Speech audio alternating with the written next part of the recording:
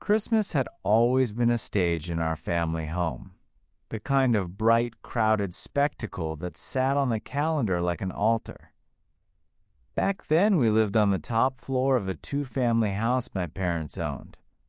Downstairs was rented out, a steady trickle of strangers who stayed long enough to be familiar and then moved on. My parents liked tenants who paid and kept to themselves. Quiet is a commodity when you host 20 people for dinner every year. In 2012, a new man moved into the bottom apartment. He was in his early 30s, always polite at a distance, the sort of tenant who nodded at the mailbox and vanished inward. At first, his silence felt like a blessing, but within a few nights, the house filled with odd noises. The front door would slam itself open and shut at odd hours. Voices rose behind closed doors, sometimes heated and brittle.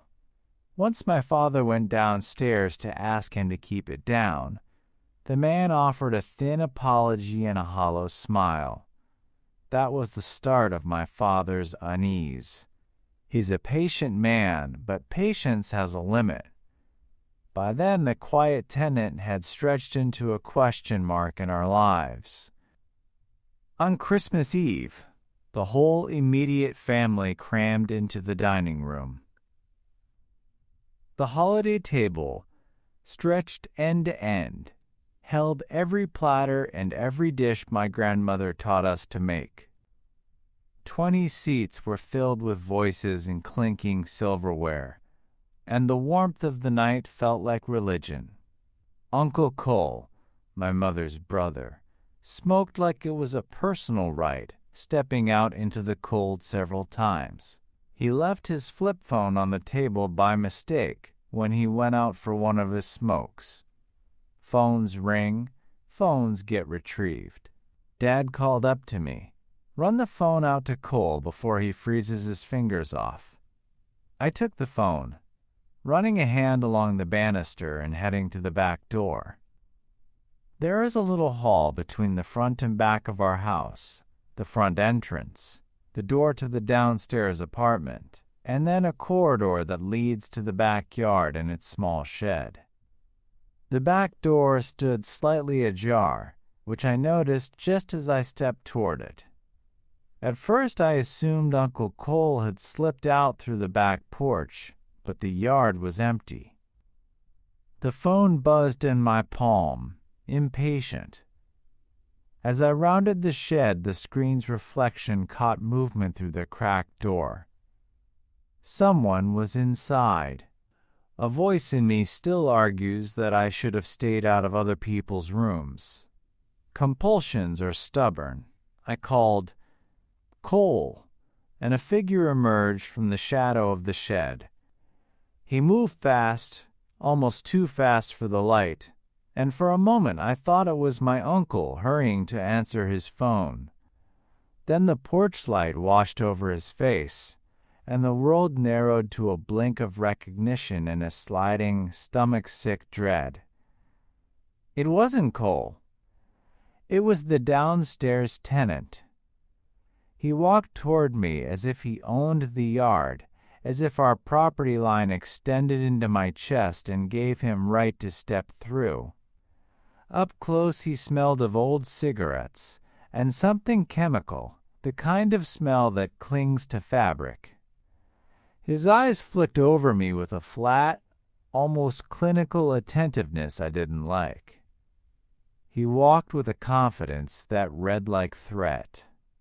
I ran. I slammed the back door shut in his face and crossed the yard to find Uncle Cole still lingering under the froth of night smoke. I saw him in the shed, I told Cole in a rush. My voice was small, a brittle thread. He shrugged at first. Cole is the guy who avoids conflict, but agreed to come inside because I wouldn't stop shaking until I did. We walked back up the stairs together, the house warm and loud behind us, and I told my dad what I'd seen. The room fell quiet in the way that makes you aware of every breath. Dad decided not to confront the man in the yard then. He wanted to wait until after dinner so we wouldn't spoil the night. It was a choice that felt practical at the time, and wrong the second he made it. When the last of the family left and the house settled into the kind of exhausted hush only a full home can make, the four of us, Mom, Dad, my sister Lena, and I, prepared for bed. I stayed in the living room by the twinkling tree and the dying embers of the fireplace because the glow made the house feel less like a skeleton. A movie played faintly on the TV. Somewhere above the hum of the furnace, I felt a drowsy comfort settle over me. Then, in the measured silence between the fire's pops and the credits rolling, I heard the stairs creak. It's the little sounds that tell you where trouble is headed. A floorboard complaining from the weight of a foot, a hinge sighing. I told myself it was family, drifting to the bathroom or to check on a gift. The tree blocked the stairwell from view, and our upstairs floors were carpeted, muffling steps. The clock under the television glowed 1 a.m. I told myself I'd stay where I was, wrapped in the coffee-scented warmth of the room.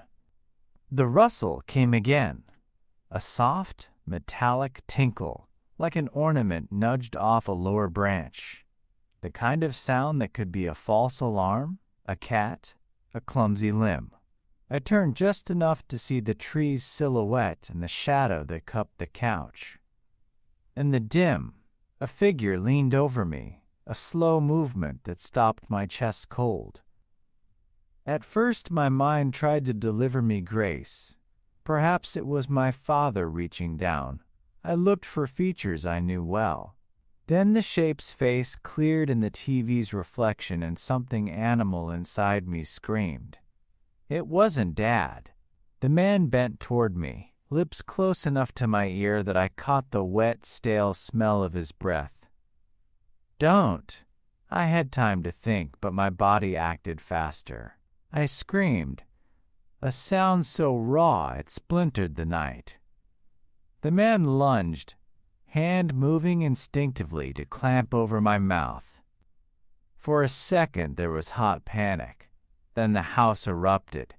My shout pulled my parents from their rooms, Dad barreling down the stairs like a man who's been waiting his whole life for a moment to act. The intruder fled, feet thudding against the outside steps, and my father gave chase. He missed him by a fraction.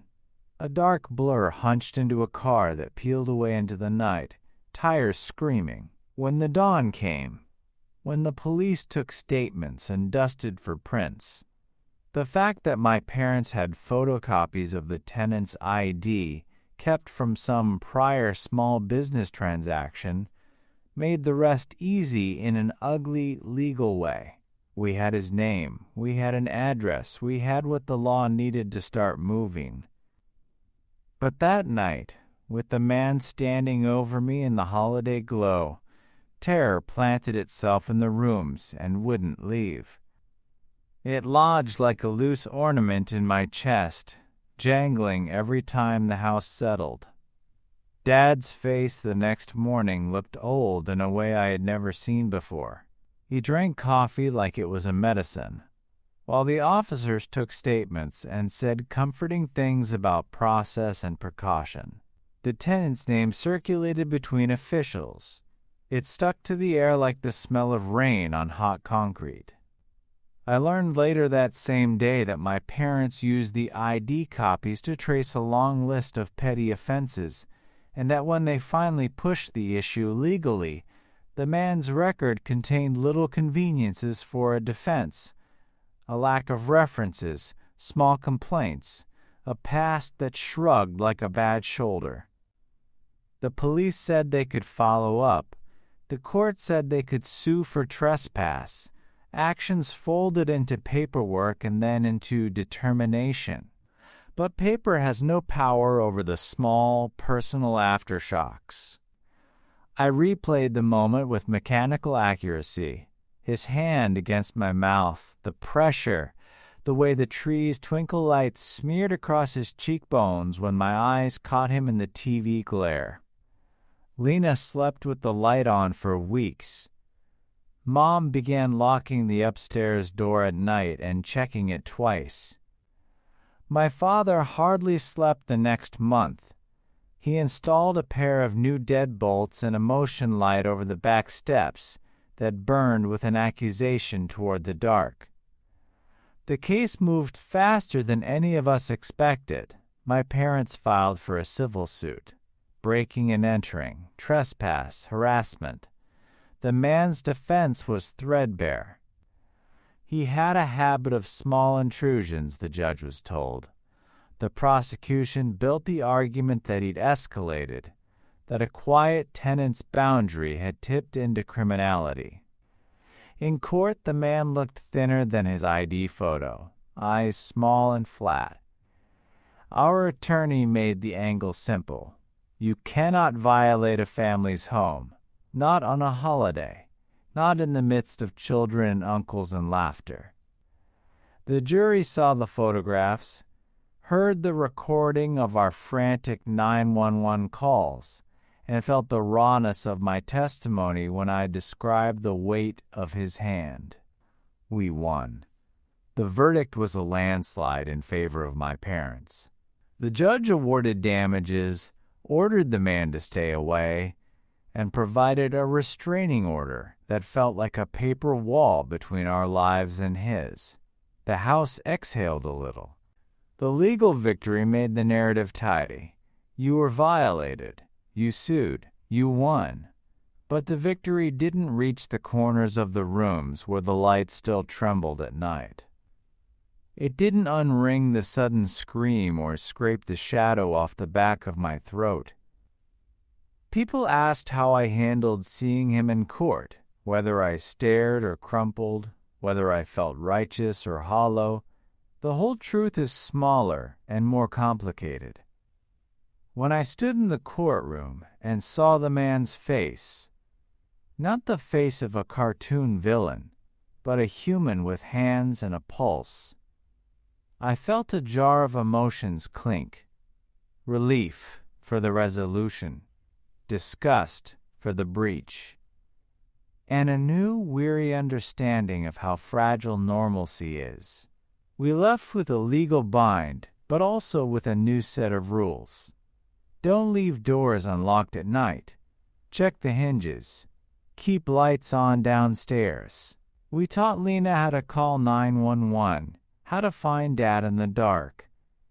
That Christmas became the hinge our family used to tighten something that never needed loosening.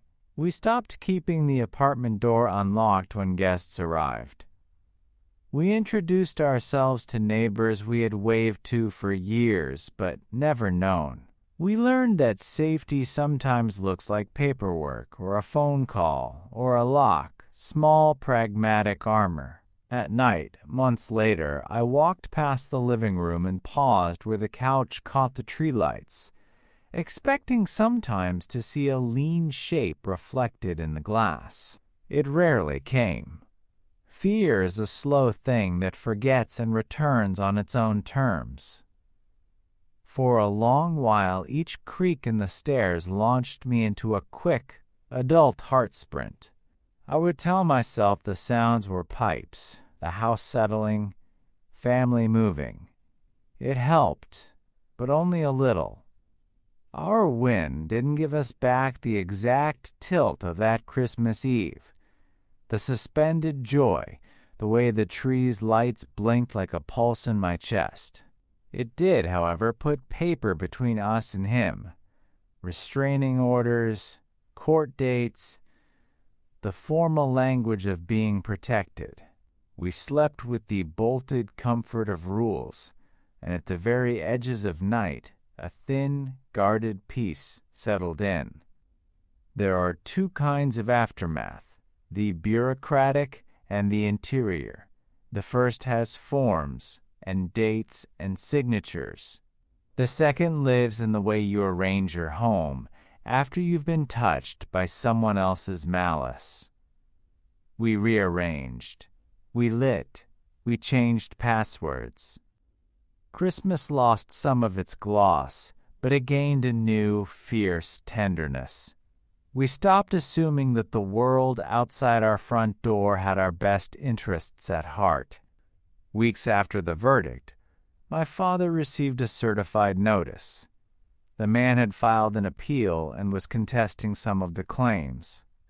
It felt like a small hand closing around our throats again. The court system grinds in a way that can dredge up the scared parts of you. Dad responded like he always did, with quiet force. He hammered the next round of paperwork into submission. The man moved out within the month. He took his boxes and his quiet life and left the neighborhood like a shadow retreating at dawn. Sometimes closure is practical. We changed the locks on the downstairs door and called an electrician to reroute lighting so the yard was something other than a shadowed corridor at night.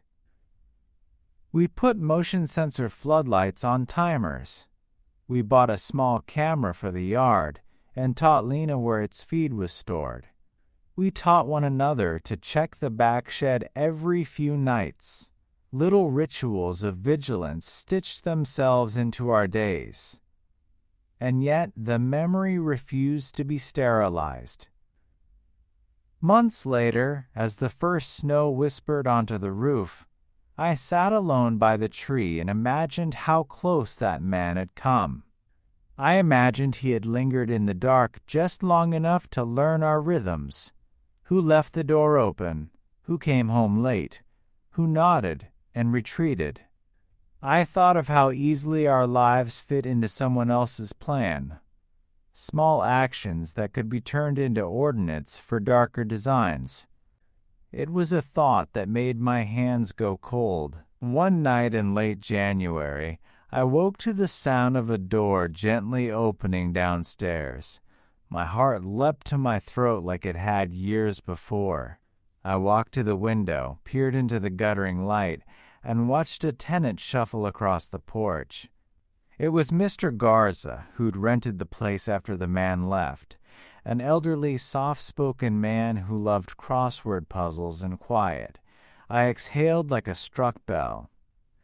The house wobble settled a little. Time, I learned, is not an eraser. It is a polishing cloth. It smooths jagged edges but leaves scars. The holiday that had been invaded by a stranger's presence became, over the years, a story we told people slowly. We never let anyone assume our calm without offering them the proof of our vigilance. We updated pantry locks, we gave neighbors numbers to call, and we kept our own list of steps for any odd night. The final image that sits with me now isn't the intruder's face or the court's stamp. It's smaller and more human. The way my father sat on the couch the morning after the verdict, hands wrapped around his coffee, saying nothing but offering Lena an extra blanket. It's the click of a deadbolt at night and the sound of my sister's laugh returning, little by little, to the house like a thaw. Horror had come to the rooms where we ate and opened presents. It left with paperwork and an order. What remained was the work of being human in a home again, the slow, steady labor of undoing fear with light and law and the warmth of people who stayed.